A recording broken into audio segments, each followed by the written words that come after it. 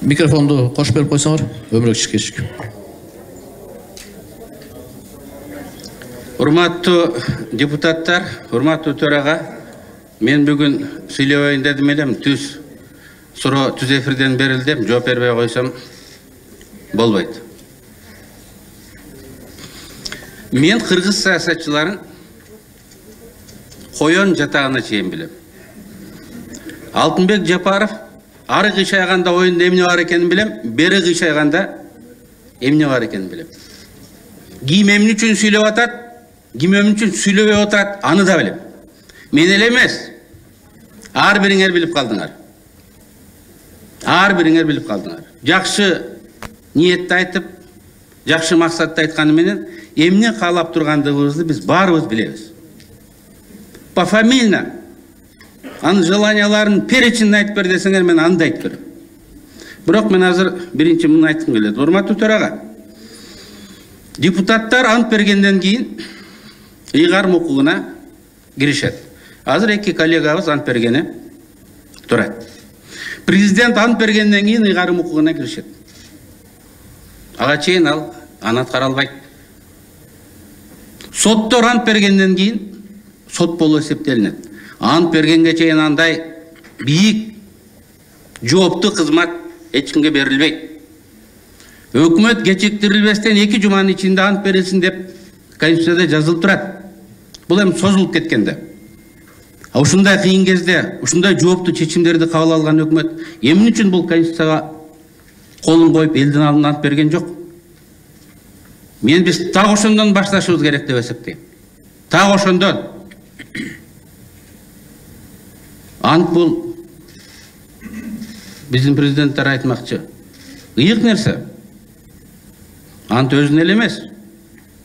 Керек болсо бала чакасына чейин антты бузса тиет. Биз бүгүн оор кырдаалда закондо эмне жазылса так ошону аткарышыбыз керек. Бизге болуп көрбөгөндө түркмөндөр акыл үйрөттү. Борбордук Азиянын 5 мамлекети бизге кайрылды. Кыргыз туугандар, жаңжалдан чыгабыз десеңер, конституцияңарды жакшыбы жаманбы кабыл алынган тартипти сактагыла деди. Ошол боюнча бийликти түптөгүлө деди.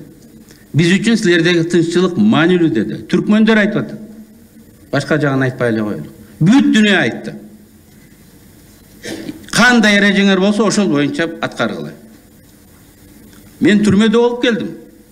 Ал жерде дагы эрежени сакташ керек экен. Сактабасаң просто уят болосуң. Биз мына ушул эрежелер менен азыр аракет кылсак, эч ким утулган тарапта, уткан тараптагы кыңк эте албайт. Эч кимге биз повод бербешибиз керек. Бүгүн биз президенттик шайлоону даярдашыбыз керек. 10 жыл мурунку конституция кабыл алгандар, 30 жыл мурунку конституция кабыл алгандар ушундай кырдаал кокусунан болуп калса, депутаттар шайлай албай кала турган болсо, автоматтык түрдө 8-күнү шайлоо жарыяланат. Борбордук шайлоо комиссиясы графигин түзүп, ишти баштайт деп айтып турат. Азыр бир талашып кетип калсак, эртең борбордук шайлоо комиссиясы иштин баштаганы турат. Биз депутаттар уят болобуз да. Ушул маселени чечип бере албай койгондугубузга. Эми максатты ачык керек да. Мен сүйлөбөй коеюн дедим эле, просто мүмкүндүк бербедиңер. Эки көз караш турат. Шайлоонун өз мөөнөтүндө өткөрүп, жаңы келген депутаттар элге берген уадасын аткарып, ким утуп келсе, конституциялык реформаны баштай берсин деген бир тарап турат. Экинчиси, шайлоону өткөрбөйлүк, ар кандай шылтоо менен сырыф кылайлык, конституцияны уруп ойнобойлук. Элдин талабы деген талапка жамынып, өткөрбөй коюлук дагы накта президенттик бийлик формасын жасайлык деген тарап турат. Мен силерге гарантия менен айтам. Бул күндө өтөт, 1 жылда өтөт, 2 жылда өтөт, президенттик шайлоодо кирет. Мен адамдардын характерин билем, эмнеге жөндөндү экенин билем. Силер деле билип калдыңар. Эгер ошол система өтө турган болсо, бизде Өзбекстан эмес, Казакстан эмес, Түркмөнстан болот. Мына биз азыр характерибиз менен сыймыктанабыз. Көз каранды эмес, биздин депутаттар талашабыз дейбиз. Эгер андай тартип келе турган болсо, мына элге дагы мен жоопкерчилик менен айтам. Түркмөнстандын парламентинде отуруп, жүгүнүп туруп кол чаап турасыңар. Бар арабызда жүгүнүп туруп кол чаап тургандар. Талап кылса жүгүнүп туруп, полусогнутым положение будет аплодировать. Келет ал. Келип атат. Каалоочулар айтып атат. Тандагыла. Эл журт, парламент. Эки жол бар. Тандап алгыла. Тура мени көбү күнөөлөйт, тура эмес. Конституцияны кабыл алып, ушул талаш тартыш болуп атат деп. Экинчи жол да бар. Бул Түркмөнстандын жолу. Түп-түз кирип барасыңар. Көп күтпөйсүң, 1-2 жыл. 1-2 жыл. Мен адамдардын характерин эмнеге жөндөмдүү экенин, эмне ойлоп аткандарын билем. Силер да билесиңер. Кимдер бийликке келип аткысы келгенин билесиңер. Ал утулуп калса, башкасы келе турган, анысын да билебиз.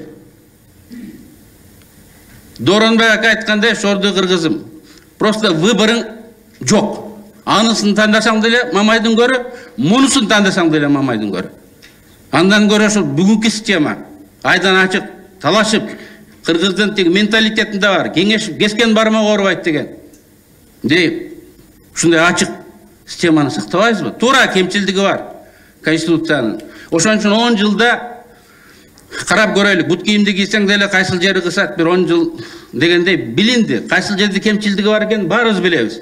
Ошол жерлерин оңдоп бербейсизби? Шайлоодон кийин. Шайлоо сөзсүз өтүш керек. Бул кассалды айыктыруунун бир эле жолу бар. Диагноз так, лечениясы дайындалды. Бул шайлоо. Эл өзү тандап алыш керек. Кимди тандап алса, ошого ыраазы, 5 жыл ыраазы болуш керек. Болгону шайлоо ачык жана так өткөрүш керек. Эми борбордук шайлоо комиссиясы боюнча. Бул жерден депутаттар булардын моралдык укугу жок. Шайлоонун жарымы болгондо таратып жиберебиз деп айтып атпайбызбы? Анткени булар подкупту токтото алган жок дейт. Подкупту ким жасады? Биз жасадык. Биз эмне үчүн өзүбүздү токтотконубуз жок.